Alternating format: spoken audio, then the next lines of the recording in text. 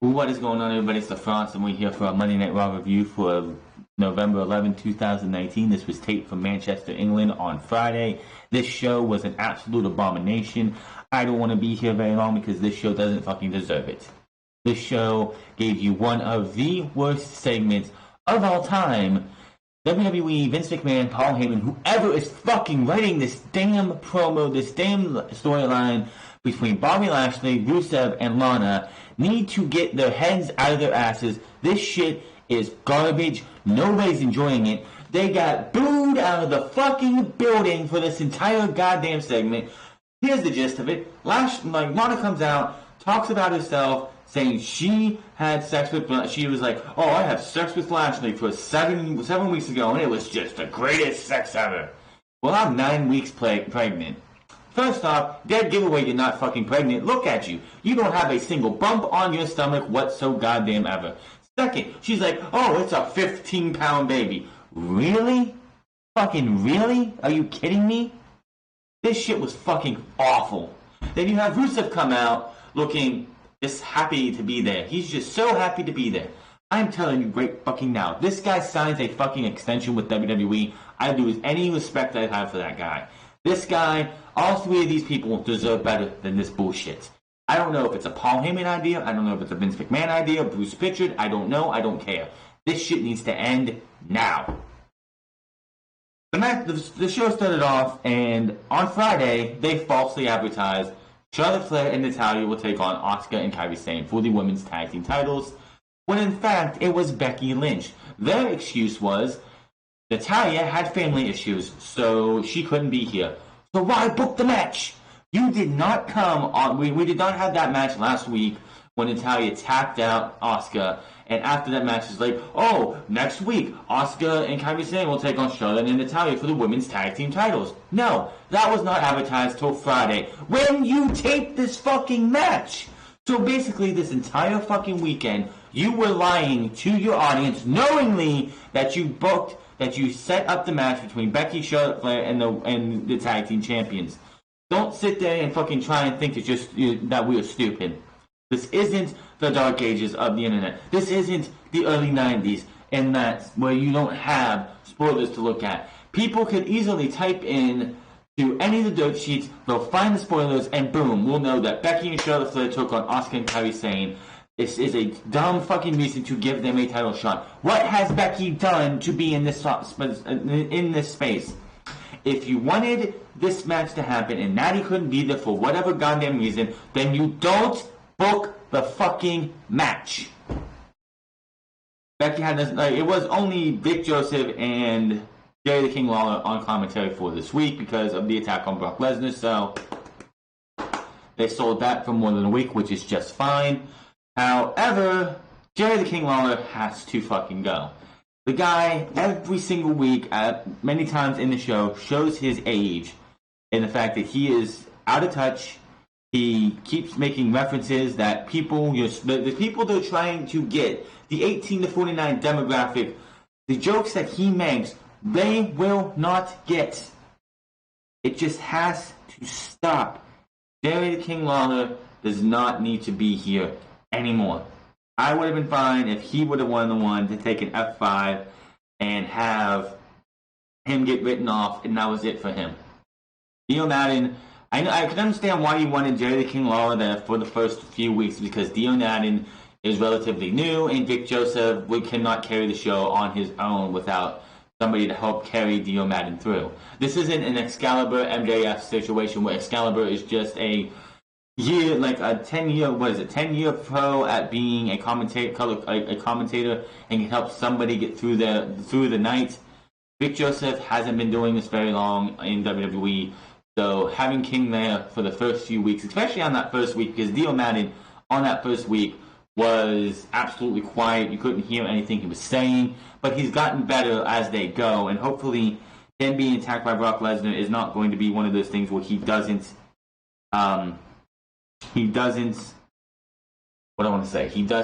disappears. He's no longer, it's just going to be King and Vic Joseph from here on out. That would be an absolute travesty. So Becky Lynch comes to the ring and she confirms, and she talks Talks about how she's back in the UK from training as a 15-year-old kid to challenging for the tag team titles as the face of the business. She mentions how the field of challengers for her own title is getting deeper. Really? Who? Who is challenging for the title?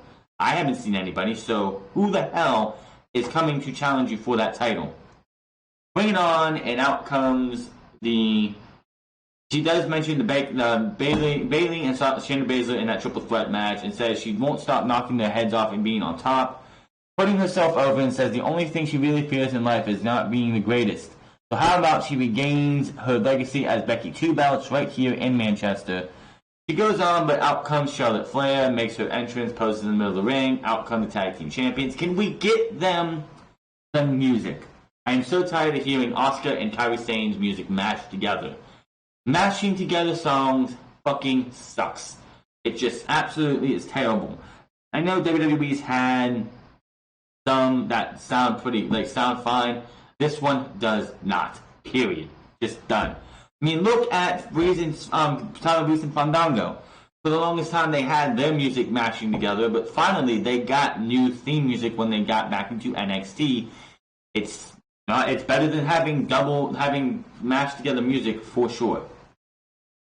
So we have ourselves a match here between these two. Shayna Baszler comes from the ringside area halfway through this. She stares at the ring. Fans chant NXT as we go to commercial. Back from break, and Asuka goes out with Flair. This goes on for a little bit more time. Shayna Baszler gets onto the apron after a drop kick from Lynch, but out comes Bayley, and she pulls Baszler off the apron, and then they brawl at ringside. Chaos leads to Becky Lynch having dumb babyface syndrome, getting rolled up. 1, 2, 3. Asuka pins the women's champion. Ergo, I'm sure in the near future, Asuka and Becky Lynch will have that feud that everybody's been clamoring for to reignite from, of course, January. After the match, they stand tall. The tag champs leave. Baszler goes through the crowd as Lynch is bitching or talking trash. She goes to the barrier, but Bayley attacks her from behind and beats her down, leaving her laying. So Bayley stands tall for once in this entire feud, and of course the only reason this actually was able to happen is because this was a back-to-back taping, so Bayley and Shayna Baszler were already there. Randy Orton is backstage. We interrupt in the middle of a conversation. They have some tension. We see the OC arguing with Humberto Carrillo. They want him to get out as he's messing with the feng shui, as AJ Styles would say. Ricochet interrupts them. The OC start mocking Ricochet now and challenge the two of them to a match that no WWE official will allow for whatever reason. AJ goes on and tells Ricochet to get out in the locker room or find someone who wants to team with them to face the OC. And then for whatever reason, we'll find out later why, Orton steps up and volunteers to team with Humberto Carrillo and Ricochet. The match is on, and quite clearly you could tell that Ricochet was wondering, what the hell? You tried to RKO me last week. A couple weeks ago you RKO'd me, knocking my lights out. So why the hell are you going to team with me now?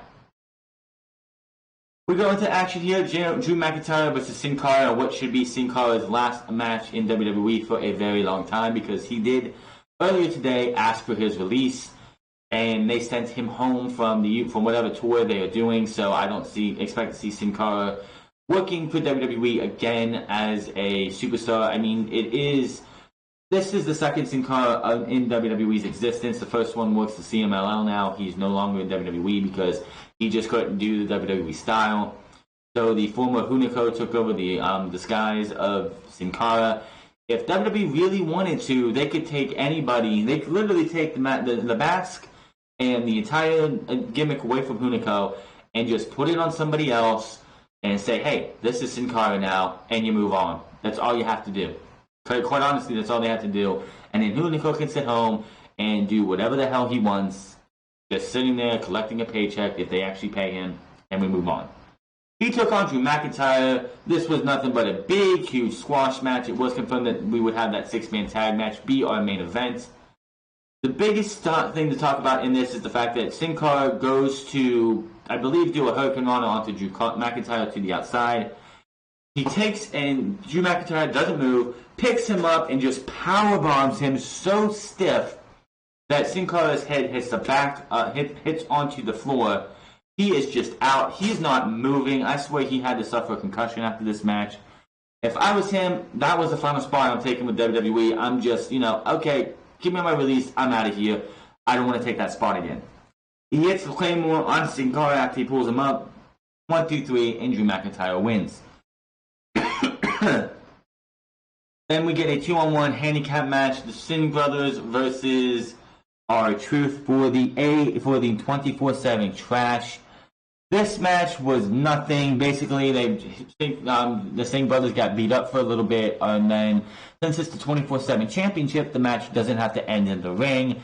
R-Truth chases after them, and then they end up going into this dark room, and they turn the lights on. It turns out that Eric Rowan was in there. He beats them up, throws the couch that's right there onto them, knocking them out. R-Truth comes in and looks at all the curtain and is like, "You guys need some privacy." Turns the lights off and leaves. So, can we please end this 24/7 trash? I just can't deal with it. It's so stupid. By the way, the crowd, you could tell, was muted. Seth Rollins comes out here, and he comes out, and we see how the NXT Superstars invaded Raw and SmackDown over the past few weeks. He's wrapping up his entrance, and you can just tell this entire entrance that the crowd is booing him, but the boos are lower than they should be. Quite honestly, you can tell that WWE did what they could to make it seem like Seth Rollins is not as hated as he is. Seth Rollins is the clown of WWE, and WWE and Seth Rollins has done that to him. He comes out, he's supposed to name his first member of Survivor Series team with him. It's going to be, and WWE is actually going to do this 5-on-5-on-5. Raw vs. SmackDown vs. NXT in a triple threat match, elimination match. It would be fine, I guess, even though it wouldn't work, but there's NXT TakeOver War Games the night before. So Seth Rollins comes out, says his piece, challenges the UK's best, out comes Imperium. So we get Walter versus Seth Rollins. Walter, I do not want to ever see him on Monday Night Raw again. They made Walter look like a fucking they made Walter look like shit. Walter had to sell more than I think he has ever sold in the early stages of a match at all in WWE. They made him look like a fucking chump against Seth Rollins. So much so that Imperium came back in and all four members started beating up Seth Rollins. Out come the Street Profits, out comes Kevin Owens. We have ourselves a 8-man tag match. Ugh. I never want to see Walter look that weak again. This guy is the ring general, the NXT UK champion, the longest reigning male champion in WWE at this time. And you're going to have him go out there and look like that against Seth Rollins. Never again. Get this guy away from WWE's for Monday Night Raw. Vince McMahon has Walter in his grasp. Walter looked like just another wrestler in WWE. He did not look like the ring general. But yeah, we get the 8-man tag match, and the babyfaces win. Kevin Owens, Seth Rollins, and the Street Profits. Nothing match here. WWE, Vince McMahon and his cronies book NXT UK to look inferior to NXT. Just telling you that right now. Cedric Alexander versus Andrade. This was another match that I don't get why the fuck it needed to happen. Cedric Alexander gets a jobber entrance. Andrade beats Cedric Alexander with the help of Zelina Vega again. Andrade can't win a match without the help from Zelina Vega again. There was a time when Andrade could win matches on his own with Zelina Vega on the outside. Not anymore. WWE has given us absolutely no reason to give a fuck about either of these two. At all. And now, Cedric Alexander loses a match that really doesn't mean a damn thing. Is this going to advance Andrade up the ladder? Is Andrade going to be at Survivor Series representing Team Raw? No! Is he going to be in line for a United States Championship match? No! So what did this get for Andrade? Nothing. Aleister Black's backstage, the same old shit as usual. Yeah, I just don't even care about this shit anymore. The whole pick a fight with me shit has run its course, and quite honestly, Aleister Black should be going out there to go pick a fight with somebody instead of sitting in the back waiting for somebody to and pick a fight with him. Come on. This has got to stop. I miss Aleister Black in NXT where the guy actually went out there and kicked ass, took names, and didn't get and just was portrayed better than he is in WWE. All that about me last year, walking backstage, beating the head, like just arguing. She goes out, she gets booed. She does her whole little shtick. She says Rusev cheated on her. I bet you that's not true. He cheated on Lashley. Blah, blah, blah, blah, blah. I ranted about this. Again, this shit needs to stop. You have everybody. Nobody's liking this. 2-3 weeks ago, whenever the fuck it was, this was proven to be the lowest, this was proved to not be a ratings draw. 2 weeks ago, I believe it was, when those ratings came out, Monday Night Raw, in the third hour, was one of the lowest rated third hours in the entire time that WWE has done 3-hour Raws. Yet, they continue to do this, and this bled into the third hour. The 49ers and Seahawks were having a hell of a fucking game during this entire time. Gee, I wonder how many people wanted to watch a pre-taped episode of Monday Night Raw with one of the worst segments of all time. Wonder how many people stuck around for that instead of saying, you know what? I'm going to see what's going on ESPN in this Monday Night Football game because this was absolutely fucking awful. And in the end of it, she's not pregnant. She's not. They had the whole thing when they beat up Bobby Lashley, and then at the top of the match, she says to Lashley, and you could hear it on camera, he actually thought I was pregnant. I'm absolutely done with this. I'm really done. This entire company just needs to go fucking under. I really hope that WWE eventually goes under because, quite honestly, they don't deserve anything. They don't deserve our time. They don't deserve to have be around as long as they have been. Every single year, we say it every single year that this has got to be the worst year creatively WWE has been over the last 2 or 3 years, and it's going to happen in 2020. 2021, 2022, because people continue to actually watch this shit. Eric Rowan versus Sonor Dursun, Jobber, UK Jobber number 4. He has he's carrying a cage that's covered in looks like a brown paper sack over top of it. Puts it down by Vic Joseph. The best line of the night was Vic Joseph saying, "Can you scoot over? I don't want to be near this thing. I don't know what it is." Bell rings, drops him, throws him over the top rope. Mandible Claw,